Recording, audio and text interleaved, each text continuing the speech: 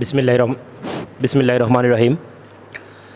বড়লেখা প্রবাসী কল্যাণ পরিষদের উদ্যোগে খাদ্য সামগ্রী বিতরণ অনুষ্ঠান 2024-এ আমি প্রথমে আমার ব্যক্তিগত পক্ষ থেকে, যেহেতু আমি এই গ্রামের ছেলে, এই এলাকার ছেলে, আপনারা সবাইকে আমি স্বাগত জানাই যে আমাদের গ্রামকে, আমাদের এলাকাকে আপনারা এই হিসাবে চুজ করেছেন।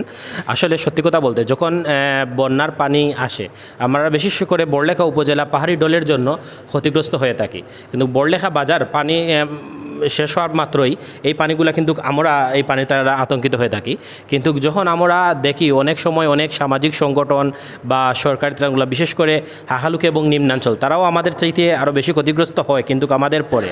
তবে যদি কোনো অনুদানের পার্থক্য করি, আমরা তুলনা করি, তাহলে কিন্তু আমাদের এলাকার ক্ষতিগ্রস্তদের তুলনায় তারা অনেক বেশি জিনিসগুলো পেয়ে থাকে। আসলে সবাই ভাবে যে শুধুই নিম্নাঞ্চল, অতিরিক্ত নিম্নাঞ্চল যারা আছে তারাই শুধু প্লাবিত, কিন্তু আমাদের মতো যে নিম্নাঞ্চলগুলো প্লাবিত থাকে এবং ছোটো ছোটো রাস্তা দ্বারা বড় নৌকাগুলোও আমাদের এলাকায় ঢুকে না, এজন্য অনেকের ইচ্ছা থাকা সত্ত্বেও আমাদের এলাকায় আসতে পারে না। আমি আমার অন্তঃস্থল থেকে আপনাদের সাধুবাদ জানাই যে আপনারা আমাদের এলাকায় আমাদের অসহায় মানুষগুলোর পাশে এসে দাঁড়াচ্ছেন, এবং আমি এই সংগঠন বড়লেখা প্রবাসী সমাজ কল্যাণ পরিষদের উত্তর সাফল্য এবং সমৃদ্ধি কামনা করি।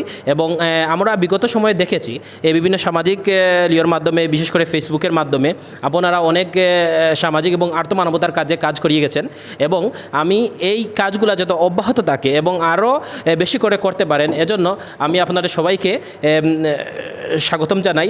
এবং এই সংগঠনে যারা অর্থ দিয়ে এবং শ্রম দিয়ে এবং বুদ্ধি দিয়ে এই সংগঠনকে এগিয়ে নিচ্ছেন, আমি তাদের দীর্ঘায়ু এবং সুস্বাস্থ্য কামনা করি।